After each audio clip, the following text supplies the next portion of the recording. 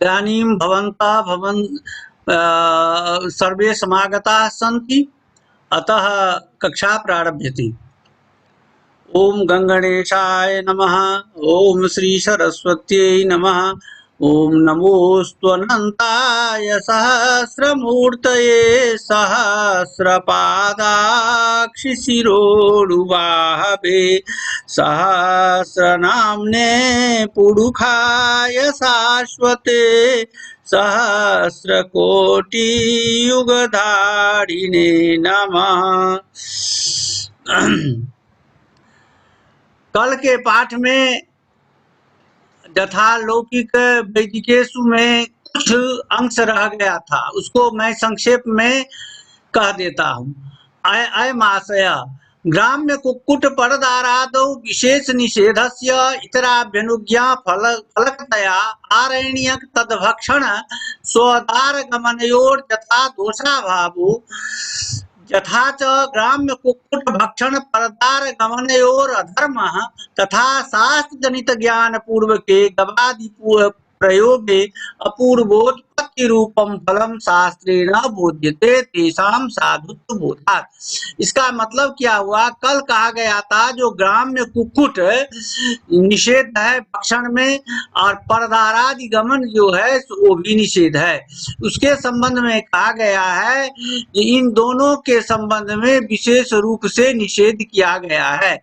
तो इससे मतलब यह सिद्ध होता है तो इससे अतिरिक्त के लिए आज्ञा दी जाती है शास्त्र के द्वारा।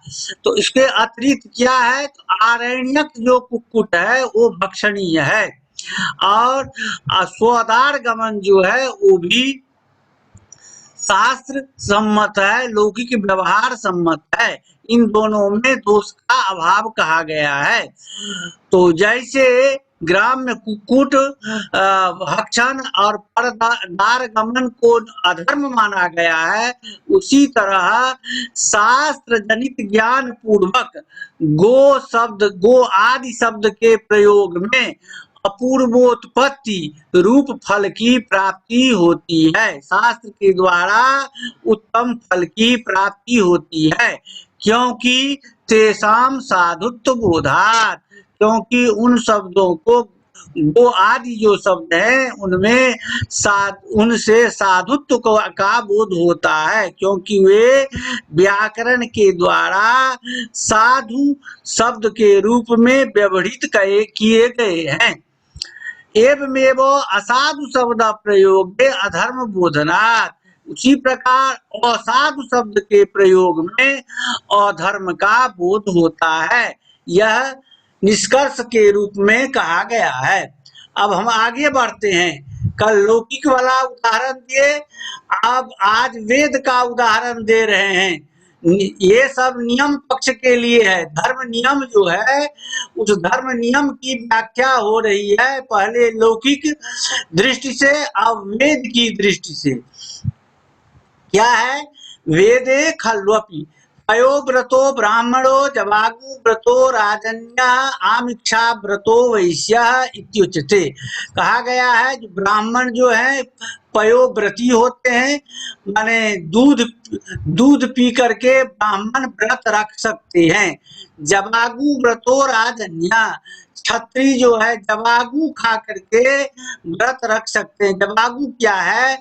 एक आटा का तरल पदार्थ बनाया जाता है उन लोगों में, उसको खा करके व्रत का निर्वाह किया जा सकता है, यानी वो खाने से व्रत भंग नहीं होता है। क्षत्रियों के लिए आमिक्षा व्रतो वैश्य, वैश्य के लिए आमिक्षा खा करके व्रत धारण किया जा सकता है। अब आमिक्षा क्या है? तो कहते हैं जो गर्म दूध में यदि हम दही मिला देते हैं तो एक बैग दूध फट जाता है, और दूध फट करके जो वो छेना का रूप धारण करता है उसी को कहते हैं आमिक्षा। उस आमिक्षा को खा करके वैश्य व्रत धारण कर सकता है। यह वेद के द्वारा प्रतिपादित है। अब कहते हैं व्रतंच नामा व्यवहारार्थम उपादीयते, कहते हैं जो व्रत किसे कहा जाता है, तो कहते हैं जो व्रत तो उसे कहा जाता है जिसमें खाद्य पदार्थ का विवेचन किया गया रहता है, जो व्रत धारण की स्थिति में कौन पदार्थ को हम भोजन के रूप में हम ग्रहण कर सकते हैं जिससे कि व्रत भंग नहीं हो। कहते हैं वहां सख्यम चानेन साली मांसात न्यपि व्रतयितुम, यहाँ कहते हैं यहाँ अघनी धान को साली कहा जाता है। अघनी धान और मांस आदि को खाकर के भी सामान्य रूप से हम व्रत को धारण कर सकते हैं, लेकिन वहां पर वेद नियम करता है जो ऐसा नहीं करें। साली मांसादि जो है व्रत में भक्षण नहीं करें, केवल ब्राह्मण जो है सो दूध पी करके व्रत का रख सकते हैं, क्षत्रिय जवागु खा करके व्रत रख सकते हैं, वैश्य आमिक्षा खा करके व्रत रख सकते हैं। यह नियम वेद के द्वारा किया जाता है। प्राप्त दोनों की है, साली मांस आदि और दूध जवागु आमिक्षा आदि सबों की प्राप्ति है। उसमें शास्त्र नियम करता है जो यह करना चाहिए या नहीं करना चाहिए है। और दूसरा कहते हैं, और दूसरा उदाहरण वेद का देते हैं जो वैल्वा खादी रोबाज पश्चात इत्युच्यते। देखा जाए जो आजकल तो उतना नहीं हो रहा है, पहले के समय में पोखरा का यज्ञ होता था, कुआं का यज्ञ होता था, उस यज्ञ में एक जूप बना करके गाड़ा जाता था, इसे माने ईशान कोण में उस जूप को गाड़ा जाता था। अब वो जूप जो होता था सो मनुष्य की आकृति का होता था। वह जूप कौन लकड़ी का बने उसका वेद में नियम है। बेल की लकड़ी का बने अथवा खैर की लकड़ी का जूप बने, वो जूप को गाड़ दिया जाता था, तब यज्ञ आदि कर्म होते थे। यह वेद का विधान है। हम लोग भी एक कुआं के यज्ञ में ऐसे करवाए हुए हैं, इसलिए अनुभव है। तो जूपश्च नाम पश्वनुबंधार्थ मुपादीयते, कहते हैं जूप क्यों रखा गया नाम, तो जूप में पशु को बांधा जाता है। वो मनुष्याकृति का जो लकड़ी है वो जो गाड़ा गया है उसमें पशु को बांधा जाता है। तो कहते हैं वह पशु को जो बांधना है वो तो हम किसी भी लकड़ी को गाड़ देंगे, उसमें हम पशु को बांध देंगे तो पशु को तो बांधना रूप जो काम है वो तो हो जाएगा है। तो वही कहते हैं सख्यम चाने न जत किंचिदेव काष्ठमुच्छित्यानुच्छित्य वा पशुरनुबंधुम तत्र नियमा क्रियते। कहते हैं यह किया जा सकता है जो जिस किसी काठ का, आमे का, गुलरे का, बोरे का, पिपरे का, पाखड़े का, किसी काठ को छील करके अथवा बिना छीले हुए उसको हम गाड़ देंगे और उसमें हम पशु को बांध देंगे, यह भी तो हो सकता है। लेकिन कहते हैं नहीं, शास्त्र वहां पर कहता है जो वैल हुआ अथवा खैर की लकड़ी हो और उसी से बना हुआ जूप हो, उसी में पशु बांधा जाएगा, यह शास्त्र नियम करता है। और तीसरा उदाहरण दे रहे हैं तथा अग्नौ कपालान यदिश्रित्य अभिमंत्रयते भृगूणामंगीरसाम धर्मस्य तपसा तप्यध्वम् अंतरेणापि मंत्रमग्निर्धन कर्मा कपालानि संतापयति तत्र च नियमः क्रियते एवं क्रियमाणम अभ्युदयकारी भवति।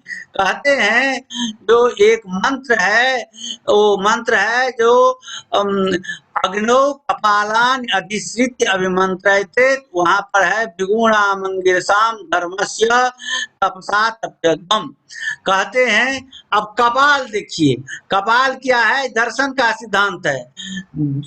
जैसे हम लोग अपने यहाँ तौला कहते हैं, या घड़ा कहते हैं, उसमें दो भाग रहता है, एक नीचे का भाग रहता है, एक ऊपर का भाग रहता है। उन दोनों को कपाल कहा जाता है। उन दोनों को अलग अलग बना करके कुंभकार जो है उन दोनों को जोड़ देता है। जब वो जोड़ देता है तो उसी को हम तौला कहते हैं, गुना कहते हैं, उसी को हम गैला कहते हैं, इत्यादि हम नाम देते हैं। तो कहते हैं जो इसीलिए कहा गया है कपाल द्वय का जो संयोग जो है, उस द्वय के संयोग से वो घट का निर्माण होता है। तो अग्नि में कहते हैं जो उस कपाल का जो एक भाग रहता है उसको अग्नि पर चढ़ा करके उसको अभिमंत्रित किया जाता है। अभिमंत्रित क्या किया जाता है? तो इस मंत्र से किया जाता है, भृगुणाम अंगिरसाम धर्मस्य तपसा तप्तम। माने अंगिरस नाम के जो भृगु ऋषि हैं, अंगिरस गोत्र के जो भृगु ऋषि हैं, उनके धर्म से, उनके तेज से, उनकी तपस्या से हे कपाल तुम तप्त हो जाओ, तुम गर्म हो जाओ।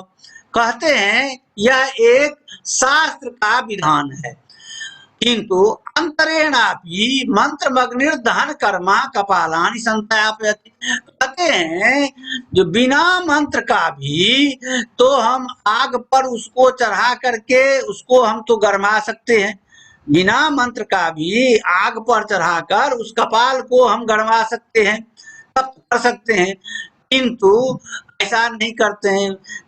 वेद कहता है जो ऐसा नहीं करना चाहिए, इस मंत्र के द्वारा उसको तप्त करना चाहिए। कहते हैं ऐसा करने से क्या होता है? तो तत्र च नियमः क्रियते, नियम करता है जो आप वैसे भी गर्म कर सकते हैं, आप मंत्र के द्वारा भी गर्म कर सकते हैं, लेकिन वहां मंत्र के द्वारा ही गर्म करें तो वो अच्छा होगा। क्यों अच्छा होगा? तो कहते हैं एवं क्रियमाणम अभ्युदयकारी भवति। ऐसा करने वाला जो है वह अभ्युदयकारी होती है, अभ्युदयकारी होता है, वह जो है वो उन्नति को प्राप्त करता है। मंत्र के द्वारा यदि कपाल को गर्म करके और जागीक कर्म संपादन करता है तो उससे उन्नति की प्राप्ति होती है, यह नियम कहता है। अब हम प्रदीप पर आगे चलते हैं। ये वेद का नियम मैंने कह दिया, तयो व्रता सत्याम अर्थितायाम एव व्रतयाति नियमोयम न तु विधि अर्थित्वाभावे कारणाभावात्। कहते हैं सुनिए, यह जो ऊपर में जो कहा गया, जो पयोव्रतो ब्राह्मण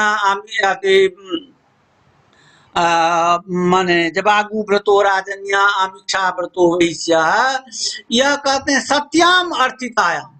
यदि किसी को दूध कुछ खाने पीने की इच्छा रहे तब जाकर के यह नियम किया जाता है जो वहां दूध पी करके वो रह सकता है। तो वो किसके लिए है? जो रोगी वगैरह है, जो सीधे व्रत का निराहार कुछ लिए बिना वो व्रत नहीं धारण कर सकता है, तो उस परिस्थिति के लिए है शास्त्र ने नियम कर दिया है दूध आप लेकर के व्रत की रक्षा कर सकते हैं। जो वो करना ही नहीं चाहता है, जो निराहार रहना चाहता है, तो उसके लिए यह कोई नियम नहीं है। वही कहते हैं सत्याम अर्थितायाम पय एव व्रतयति। जो कुछ लेना चाहता है उसके लिए यह नियम है, जो प्राय ग्रहण करें, यह नियम है। यह कोई विधि नहीं है, यह कोई प्रेरणा नहीं है जो आप ऐसा करवे करें। अर्थित्वाभावे कारणाभावात्। यदि कोई नहीं लेना चाहता है तो उसके लिए यह कोई कारण नहीं होगा जो वो दूध ग्रहण करवे करे, ऐसा कोई नहीं है, ऐसी बात नहीं है। आप समझ गए होंगे। तो अर्थितायाम अव्यवहारार्थिता, अव्यवहार माने भोजन ग्रहण करना, खाना। अब इसी की बात की को प्रतिपादन करने के लिए कहा गया है विधिरत्यंतम अप्राप्तो नियमा पाक्षिके सति इत्यनुसारेण अव्यवहरण क्रिया साधन साली पैसादीना मध्ये साली प्राप्ति पक्षे अप्राप्तस्य पैसः प्रापकत्वात् तयोव्रतो ब्राह्मण इत्यादि विधे नियम विदिता न तो अपूर्व विदिता पैसा सर्वथा अप्राप्तेर अभावात् इत्याशयेन आह नियम इति। कहते हैं जो ब्रह्मलोक मंजूषा में कहा गया है, जो विधि अत्यंत अप्राप्तो नियम पाक्षिके सति, तो जहां पर अत्यंत अप्राप्ति होती है उसको हम विधि कहते हैं। जैसे स्वर्ग कामो अश्वमेधेन जजेत, या स्वर्ग कामना से अश्वमेध यज्ञ करना चाहिए, यह विधि है। आप नहीं भी करेंगे तो वहां पर कोई उससे हानि होने वाली नहीं है, तो यदि करते हैं तो स्वर्ग की प्राप्ति होती है। यह जो है विधि है। दूसरा है नियम है। नियम होता है जो इसमें भी प्राप्त है उसमें भी प्राप्त है। उसमें जो यह नहीं करके यह किया जाता है, तो जहाँ यह नहीं करके यह किया जाता है तो वह जो है नियम है। जहाँ दो में एक का निषेध कर करके दूसरे पक्ष का प्रतिपादन किया जाता है उसको नियम कहा जाता है। तो कहता है नियम पाक्षिके सति, नियम पाक्षिक होता है। जहाँ दो पक्ष हैं उनमें एक पक्ष को मान करके नियम किया जाता है और निश्चय किया जाता है, यही है नियम। इसके अनुसार कहा गया अव्यवहरण जो है भोजन जो क्रिया जो है सो उसका साधन साली माने भात और दूध आदि सब हैं, किंतु वहां पर साली की प्राप्ति है। सामान्य रूप से लोग भोजन तो अन्न का करते हैं, लेकिन दूध की अप्राप्ति है। फिर भी दूध को यहाँ पर प्राप्त कराया गया है, जो यह कह करके जो पयोव्रतो ब्राह्मण पयोव्रती हो सकता है। यह विधि जो है इसको नियम विधि कहते हैं, किंतु इसको अपूर्व विधि नहीं कह सकते हैं। पैसा सर्वथा अप्राप्ते, दूध की यहाँ पर सर्वथा अप्राप्ति है। जहाँ सर्वथा अप्राप्ति होती है वहाँ विधि होती है, जहाँ सर्वथा अप्राप्ति नहीं है, जहाँ उसको प्राप्त किया जा सकता है वहां पर नियम होता है। इतिहासेन आह नियम इति। इसी बात को श्रीमद् भागवत के पद्य है एक है, वो नियम पक्ष में प्रमाण स्थापित करते हैं। वो निपातार्थ प्रकरण के अंत में यह पद दिया गया है, लोके व्यवायामि समद्य सेवा नित्यास्तु जंतोर्नहि तत्र चोदना व्यवस्थितिस्ते सुविवाह यज्ञ सुराग्रहेरा सुनिवृत्तिरिष्टा। संक्षेप में कह देते हैं, लोक में सामान्य रूप से बिना प्रेरणा का, इसके लिए कोई प्रेरणा नहीं देते हैं, बिना प्रेरणा का स्त्री के साथ आसक्ति माने मांस भक्षण मद्य सेवन ये नित्य रूप से प्राप्त रहते हैं। इसके लिए कोई प्रेरणा नहीं देते हैं। ये स्वाभाविक रूप से लोगों में यह तीनों बातों में प्रवृत्ति देखी जाती है। वहां पर दूसरी पंक्ति में है, वहां पर शास्त्र व्यवस्था करता है। क्या करता है? तो विवाह जो है, तो विवाह के द्वारा जिसको हम पत्नी बनाए हैं उसी में दार संग होना चाहिए। यज्ञ में मांस को अर्पित करके वही जो है सो उस मांस को खाना चाहिए। हर जगह या काट खोट करके उसको खाना नहीं चाहिए। तो यज्ञ अर्पित जो आमिष है वही भोजन करना चाहिए। सुराग्रह रासु, और सौत्रामणि नाम के यज्ञ हैं, वहां पर सुरा अर्पित किया जाता है। उसमें उस यज्ञ में अर्पित जो सुरा है उसको नैवेद्य के रूप में ग्रहण किया करना चाहिए। इस प्रकार शास्त्र ने नियम के द्वारा यहाँ पर इन तीनों के लिए नियम किया है। इस प्रकरण को आप लोग वहां पर विस्तार से देखेंगे निपात प्रकरण में। इस तरह इन तीनों नियम के द्वारा आप निवृत्ति कर सकते हैं। ठीक है। अब है अंतिम, अब यह दिखा रहे हैं, एवं यहापि समानायाम अर्थावगतो शब्देन चाप शब्देन च धर्म नियम कीते। कहते हैं उसी प्रकार जहाँ समान रूप से अर्थ की अवगति होती है, अर्थ का बोध होता है। किससे? शब्द से भी अर्थ का बोध होता है और अपशब्द से भी अर्थ का बोध होता है। गो शब्द से भी गाय का बोध होता है, अगावी गोणी गोता गोपोतलिका गाय से भी गाय का बोध होता है। वहां पर शास्त्र धर्म नियम करता है। धर्म नियम करता है, क्या करता है धर्म नियम? तो शब्दे नहीं वो अर्थो अभिधेयो नाप शब्दे न, शब्द के द्वारा गो आदि जो शब्द हैं उसके द्वारा ही अर्थ को जानना चाहिए। अभिधेय माने जानना चाहिए। नाप शब्देन, अपशब्द के द्वारा नहीं जानना चाहिए। एवं क्रियमाणम अभ्युदयकारी भवति, ऐसा करने से उन्नति की प्राप्ति होती है। ठीक है।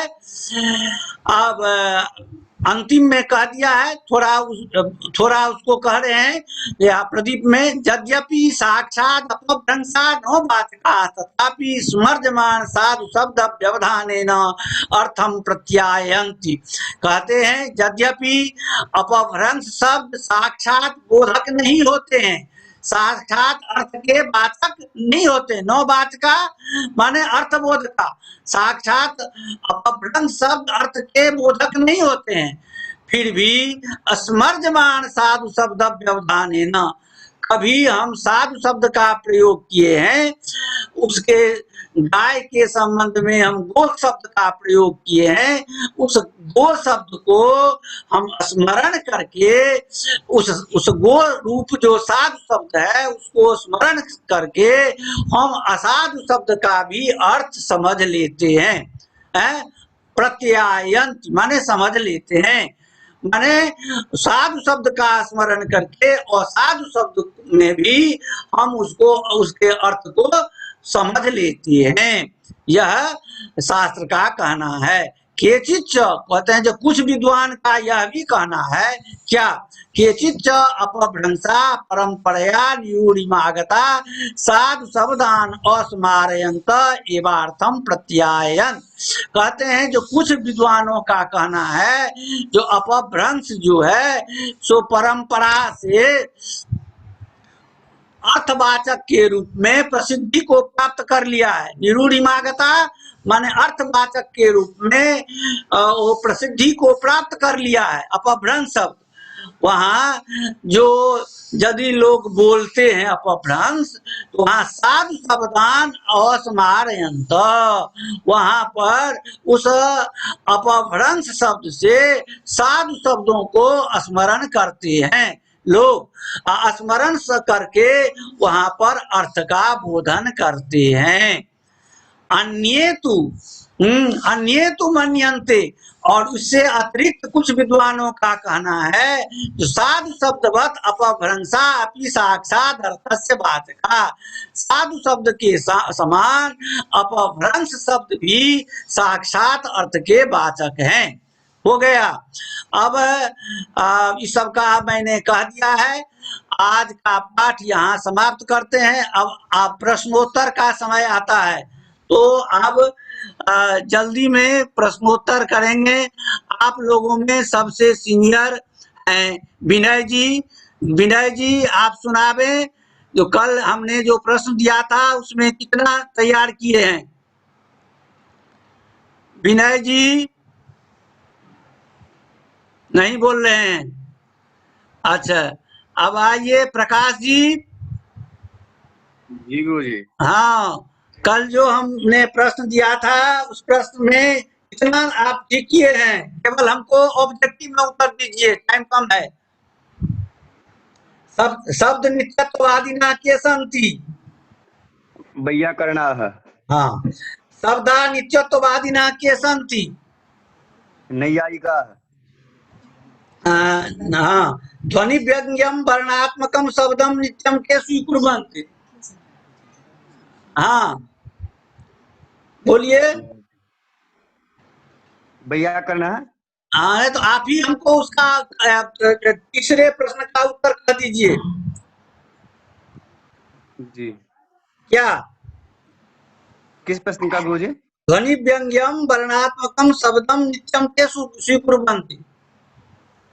वैयाकरणः। नहीं नहीं, ध्वनि व्यंग्य को, ध्वनि व्यंग्य जो है वर्णात्मक शब्द, उसको मीमांसक स्वीकार करते हैं। मीमांसक जो है ध्वनि व्यंग्य वर्णात्मक शब्द को स्वीकार, ठीक है। जी। हाँ, शब्दार्थ संबंध में क्या समास है? अच्छा, शब्दार्थ संबंध में क्या? हाँ, अब आप कहिए। समाहार द्वंद्ववत् सप्तमी। समाहार द्वंद्ववत् सप्तमी। समाहार द्वंद्वात् सप्तमी, ठीक है। माने शब्दस्य अर्थस्य संबंधस्य इति शब्दार्थ संबंधम तस्मिन् शब्दार्थ संबंधे। ठीक, ठीक है।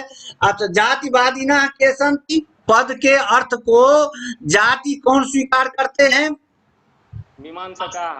अच्छा अच्छा, व्यक्तिवादिना के सन्ति। शब्द के, हाँ, बिहारी। आप विनय जी नहीं कुछ बोल रहे हैं? हाँ, विनय जी नहीं है? नहीं। अच्छा,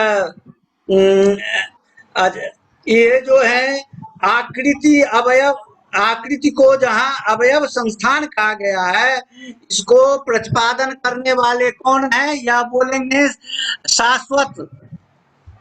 शाश्वत जी,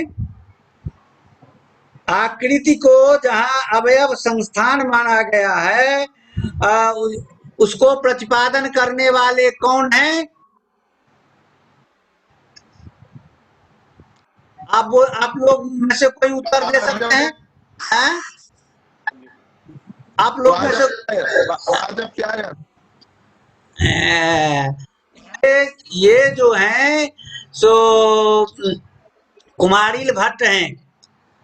कुमारिल भट्ट कहते हैं जो अवयव, जब हम शब्द का प्रयोग करते हैं, जब हम पदार्थ का प्रयोग करना चाहते हैं, घटम आनय का प्रयोग करना चाहते हैं, तो घट की आकृति जो है सो मेरे मस्तिष्क में तैयार हो जाता है, वो तैयार हो जाती है। वो जब तैयार हो जाती है तब हम प्रयोग करते हैं घटम आनय। तो कुमारिल भट्ट जो है तो यह इस बात को मानते हैं, आकृति को। अच्छा, अब रचना शालिनी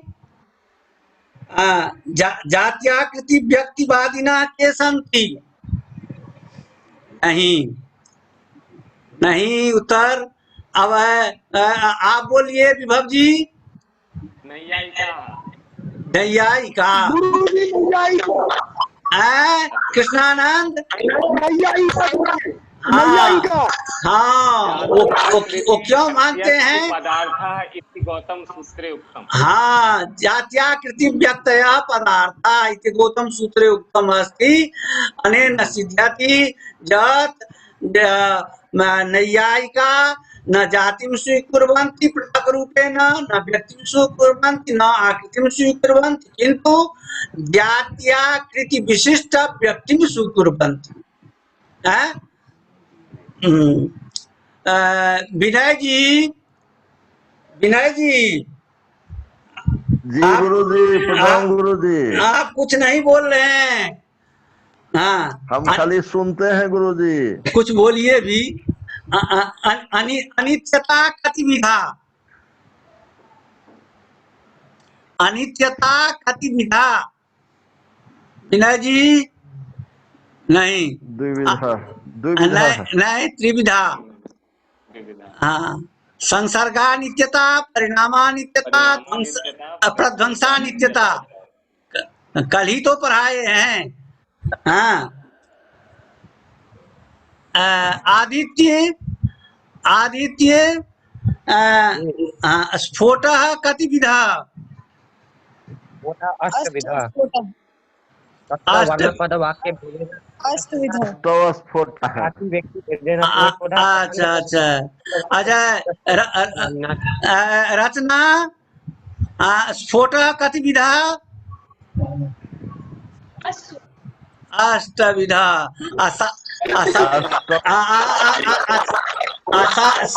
शालिनी कुछ नहीं बोल रही है। शालिनी कुछ नहीं बोल रही है। शालिनी कुछ नहीं बोल रही है। अच्छा, अब इसमें और कहिए आप लोगों को इसमें कहाँ कहाँ संदेह है।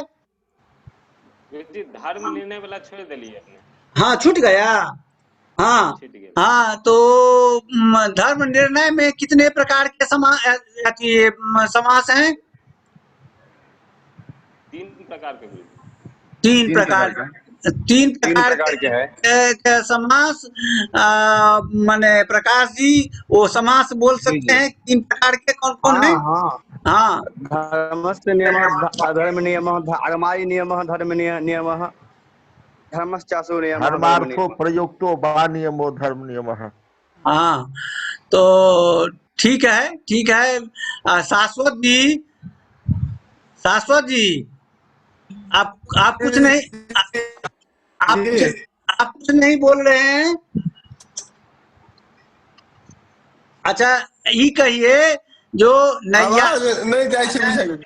कहिए जो नैयायिक शब्दानित्यत्ववादी हैं, वो क्यों शब्दानित्यत्ववादी हैं, तो यह सुन लीजिए। तो वे त्रिक्षण वृत्ति ध्वंस को मानते हैं, वर्ण को त्रिक्षण वृत्ति ध्वंस मानते हैं। उनका कहना है जो एक क्षण में वर्ण की उत्पत्ति होती है, दूसरे क्षण में रहता है, तीसरे क्षण में नष्ट हो जाता है, इसलिए वे शब्द को अनित्य मानते हैं। ठीक है।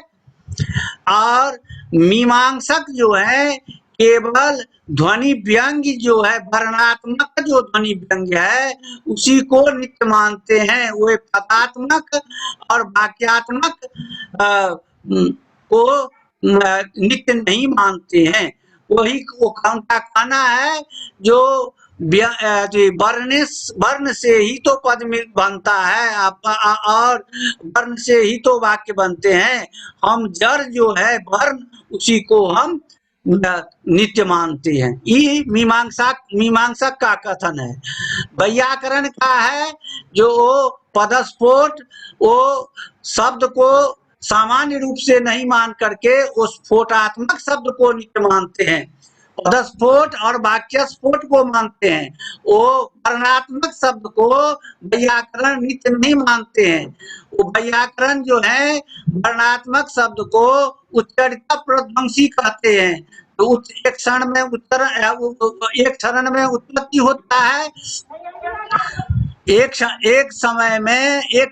क्षण में वर्ण की उत्पत्ति होती है, दूसरे क्षण में उसका नष्ट हो जाता है, इसलिए वह उच्चारिता प्रध्वंसी है। तो उससे शास्त्र की प्रक्रिया नहीं चल सकती है, इसलिए वो स्फोटात्मक शब्द को नित्य मानते हैं। कौन? वैयाकरण। वो पदस्फोट और वाक्य स्फोट को मानते हैं। ठीक है। अब आप लोगों को जातिवादी जो है कौन है, तो मीमांसक हैं। वैसे पाणिनि ने सभी पक्षों को मान करके अपना सूत्र लिखा है। तो अभी हम पाणिनि के पर नहीं चल रहे हैं, केवल शास्त्र के आधार पर हम आप लोगों से प्रश्न किए। तो जातिवादी सामान्य रूप से माने मीमांसक हैं। कुछ मीमांसक भी व्यक्तिवादी हैं। कुछ मीमांसक भी व्यक्तिवादी हैं, जो मैंने शब्दार्थ विचार में प्रतिपादन किया है, वहां आप लोग देख लेंगे। ठीक है।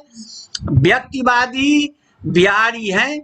बिहारी का कथन है, जो व्यक्ति जो है पद का अर्थ है, जाति तो उपलक्षण भाव से प्राप्त हो जाता है। ठीक है। और आकृति का अर्थ होता है अवयव संस्थान, और अवयव संस्थान को मानने वाले, एक जगह आकृति माने जाती है, यहाँ पर अवयव संस्थान जहाँ पर अर्थ है, वहां पर अवयव संस्थान के मानने वाले भी वही कुमारिल भट्ट आदि हैं। तो ठीक है। अब आप लोग, तो आप लोगों से इसमें बात हो चुकी। अब आप लोग, मधु जी, आप भी कुछ बोलना चाहेंगी? मधु जी? नहीं, बहुत नहीं तो क्वेश्चन नहीं। हाँ जी तो हाँ जी, हाँ इसमें हम देखे कहीं अच्छा आंसर मुझे नहीं आता तो लिखे हैं। अच्छा, खूब बढ़िया, उसको आप देखेंगी तो उत्तर प्राप्त हो जाएंगे। अब आप लोग अपनी ओर से कहिए। देखिए, हम पशपाशानिक पढ़ाने के बाद एक रोज हम पूरा टाइम लेंगे, पूरे पशपाशानिक पर हम प्रश्नोत्तर करेंगे, जो इससे आप लोगों की पढ़ाई जागृति हो जाएगी। ठीक है। आदित्य कुछ पूछना चाहता है? अभी तक जो पढ़ाए हैं उसमें कुछ पूछना चाहता है? सिद्ध शब्द का अर्थ क्या होता है? बोलो, सिद्ध शब्द का अर्थ क्या होता है? नहीं बोल रहा है आदित्य। नित्य पर्यायवाची सिद्ध शब्द। हाँ, नित्य पर और सिद्ध शब्द मांगलिक भी है, नित्य पर्यायवाची भी है। ठीक है। तो माने अब आप लोग अपने मन से यदि कुछ प्रश्न हो तो प्रश्न कीजिए।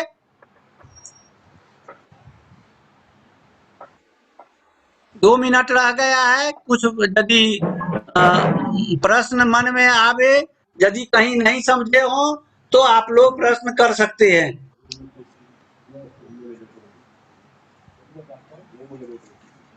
विनय जी, कृष्णानंद, विभव जी। हाँ हाँ, ये धर्म नियम में जो 3 समास किया गया, तो उसमें जो दूसरा था धर्मार्थो व नियम, उसका तो कर्मधारय है, और तीसरे वाले में धर्म प्रयोजनो व नियम, हाँ, तो यहाँ भी तत्पुरुष कर दिए। नहीं, वहाँ हाँ सुनिए, ये नहीं समझ में आ रहा। वहाँ पर जो है, एक तो पहला जो है धर्माय नियम में, उसमें है असाधु शब्द का, से जो असाधु शब्द से जो प्रत्यवाय की प्राप्ति होती है, उसके परिहार के लिए जो धर्म नियम किया गया, वही वो हुआ धर्म नियम। धर्माय नियम माने असाधु प्रयोग जन्य प्रत्याहार परिहाराय नियम है। एक वो हुआ। दूसरा है धर्मार्थो नियम, उसमें धर्म का अर्थ है यज्ञ। यज्ञ के प्रतिपादन के लिए जो नियम किया जाता है वो हुआ। तीसरा है धर्मस्य प्रयोजन, धर्म प्रयोजनो नियम। वहाँ जो है एक शब्द सम्यक ज्ञाता शास्त्रान्वित सुप्रयुक्त स्वर्गे लोके च काम दुख भवति, माने वहाँ धर्म माने है पुण्य। पुण्य की प्राप्ति के लिए पुण्य रूप प्रयोजन, पुण्य रूप फल की प्राप्ति के लिए जो नियम किया गया है, उसको धर्म नियम कहा जाता है। ठीक है। अब तो तीनों का अर्थ समझ गए होंगे। तीनों का अलग अलग अर्थ है, तीनों का अलग अलग है। एक है चतुर्थी तत्पुरुष, दूसरा है कर्मधारय, तीसरा है षष्ठी तत्पुरुष। ठीक है। तो अब हम समय की समाप्ति हो रही है, अब हम समाप्त करते हैं। हरि ओम शांति।